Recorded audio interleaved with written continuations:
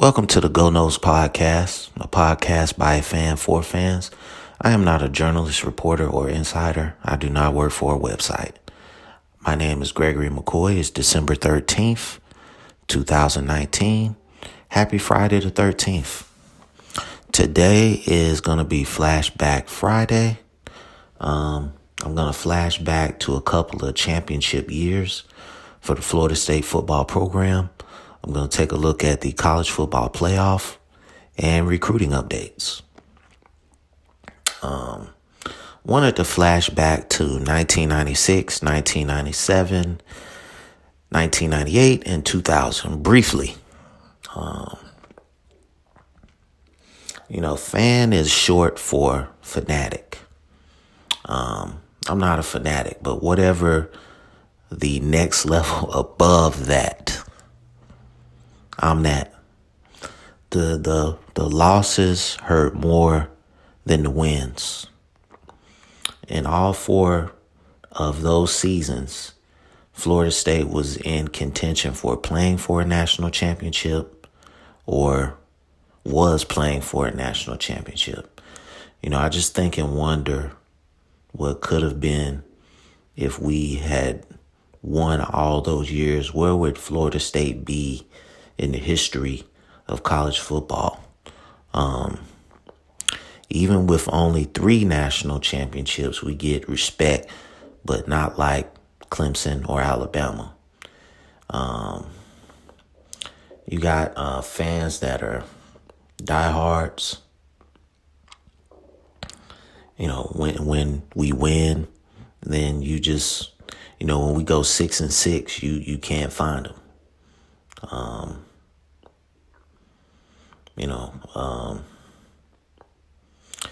In particular, the 2-game losing streak to the Florida Gators and the Miami Hurricanes really stings. I need Mike Norvell to, right this ship.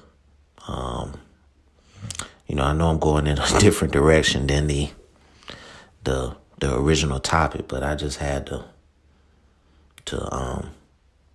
go off on that little tangent really fast. 1998 and 2000 were the losses in the BCS title game that hurt the most because I felt like we were better than both of those teams we played. Funny thing is, I would rather lose in the national championship than be in the position that the program is in today. In my opinion, 2 solid tackles, 2 solid defensive ends, and a competent defensive coordinator. And I think we can go 8-4, 9-3 next year.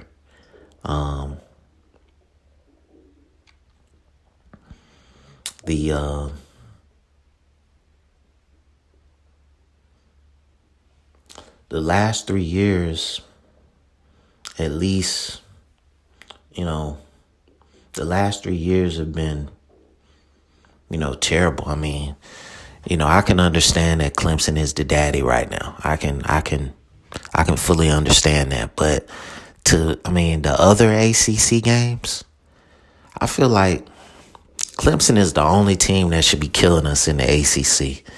I feel like any other ACC team, we should win. I think we are the second best team in the ACC, and I think it was just poor coaching on Willie Taggart's part. But getting back to the original topic. 1996, boat race by the Florida Gators. We beat them in the regular season. They figured out what we were doing in the Sugar Bowl and just absolutely boat races. I think it was like 52-17. 1997, lost to Florida at the end of the season. I think we went 11-1 that year. 1998, lost to Tennessee in the Fiesta Bowl. I felt like we were better than that team.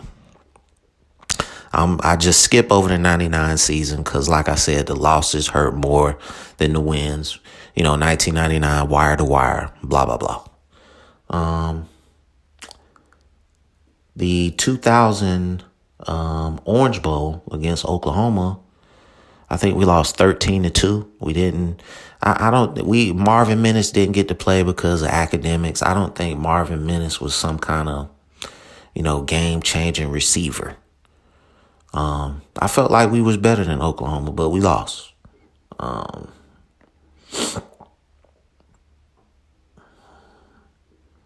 So I just had to take a moment of silence on that because it just hurt so bad, man. The way this program has gone the last 3 years. I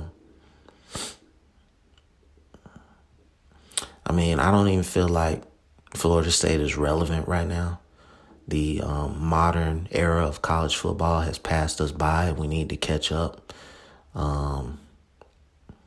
We had top high school players dying to come to Florida State. Remember those days?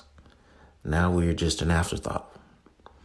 This feels like a flashback, flash forward piece I'm recording today. The losses back then in those national championship games were gut wrenching. The stakes were high, but now we're Sun Bowl bound. And to be honest, I want Florida State to win that game, but if they lose, I probably won't lose any sleep over it. It's the Sun Bowl. We're Florida State. We're better than that. Bobby Bowden built this thing up from nothing and maintained excellence through the 80s, 90s, and early 2000s. Can we get back to that standard? I don't know if we can, man. Like I said, we turn away Jeff Sims. And I'm not going to act like Jeff Sims is Trevor Lawrence or Tua or Justin Fields. I'm not going to say that. But how is this program in a position to turn away 4-star quarterbacks? I just don't think we're in that position to be doing that. Sometimes you have to put your ego to the side and say, okay, I'm going to bring this kid in. I'm going to let him compete. He might surprise me. We need every bit of 4-star and 5-star talent we can get at every position. And you got to coach them up, Mike Norvell.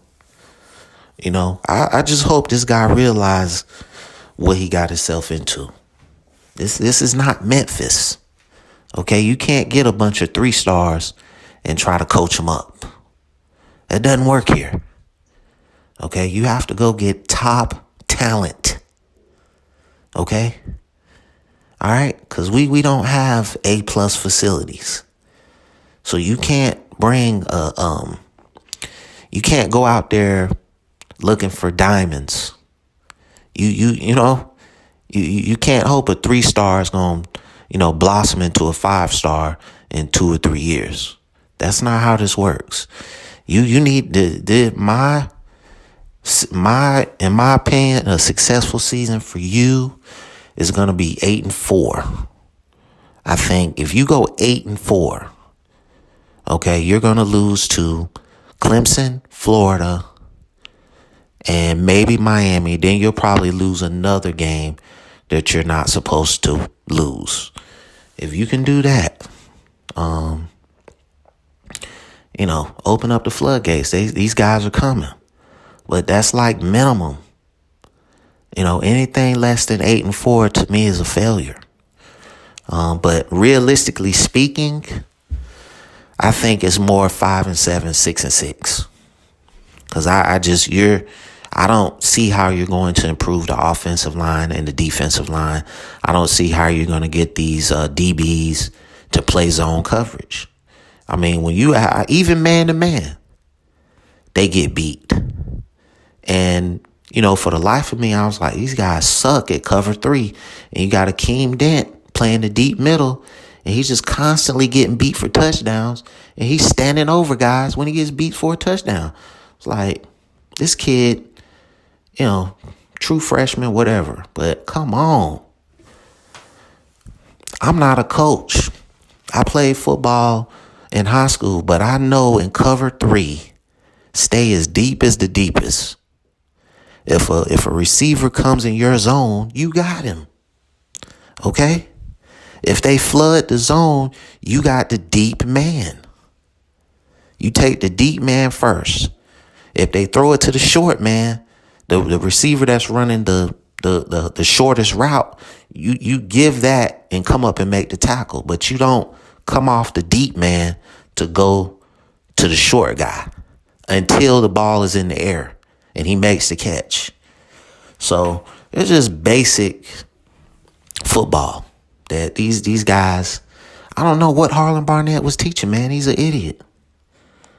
So they saying, I said it in yesterday's episode that Adam Fuller looks like he's going to be the defensive coordinator. All I could get was that he ran a 4-3 hybrid scheme. I really don't get into analytics. Like I said, I'm a fan. I'm not an analyst, reporter, journalist, website. I don't get into analytics. The guy runs a 4-3 hybrid scheme. Okay. Is he smarter than Harlan Barnett? I don't know. But at some point, you got, like this, to me, this is the defensive coordinator is probably the most important hire that you're going to make, because you have to get competent on defense. You have to. You can't have another year with playing defense like you did before. All right, lastly, I wanted to get into this college football preview. The first game is going to be LSU against Oklahoma. I like LSU big, 38-17. Oklahoma has a suspect defense. Jalen Hurts will have to do it all, and they will not be able to overcome the LSU juggernaut on offense. Second game, Clemson versus Ohio State. I like Clemson, 31-17. The only chance Ohio State has to win this game is to run the football and run the clock. That's it. You cannot give that Clemson offense the ball multiple times. You can't get into a shootout. You will lose. You will get boat race. Brent Venables is a master of adjustments when it comes to defense. So, to me, read option. Okay, QB keepers. I don't know that running back's name for Ohio State, but you need to run. He needs to get at least 30 carries or more.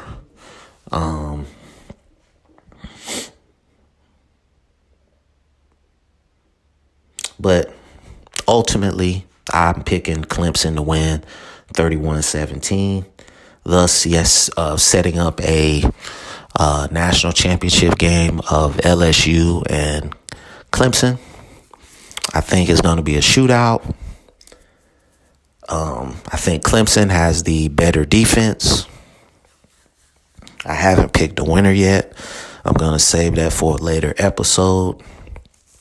But it's going to be one of the, I think since college football has switched to this 14 playoff format, I think this game is going to be the best game of this format thus far.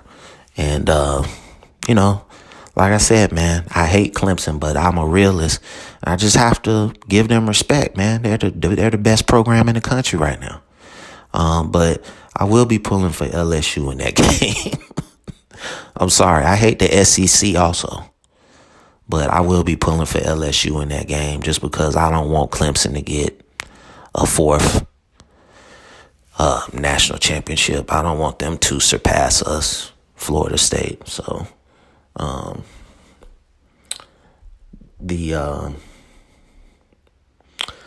once again, this podcast is doing really good. I want to say thank you to all the people out there that have subscribed to this podcast. It's also on YouTube. Please rate, review, and subscribe on YouTube. Click the bell for notifications. Hit the like button on YouTube. It's on Spotify. It's on Google. And it's on numerous other platforms as far as podcasts. Once again, thank you for your continued support. And go Noles.